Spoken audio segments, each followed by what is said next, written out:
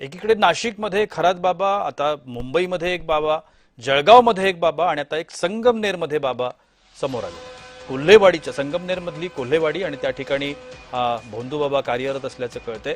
कोल्हेवाडीतल्या दत्तधाममध्ये भोंदू गडगे बाबाचे कारनामे उघडकीला आले। मंत्रोच्चार करून आजार बरे करण्याचा हा बाबा दावा करतो।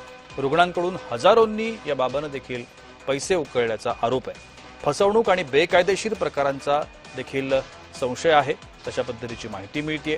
अनिसकडून या सगळ्या संदर्भात कारवाईची मागणी देखील करण्यात आली आहे, मात्र प्रशासनानं आतापर्यंत या संदर्भात कोणतीही कारवाई केल्याचं समोर आलं नाही।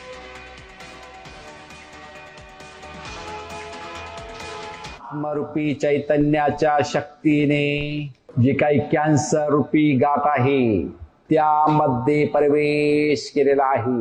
आत्मरूपी चैतन्याच्या शक्तीने मनाच्या साह्याने जी काही कॅन्सर रूपी गाठ होती त्यामध्ये प्रवेश करून।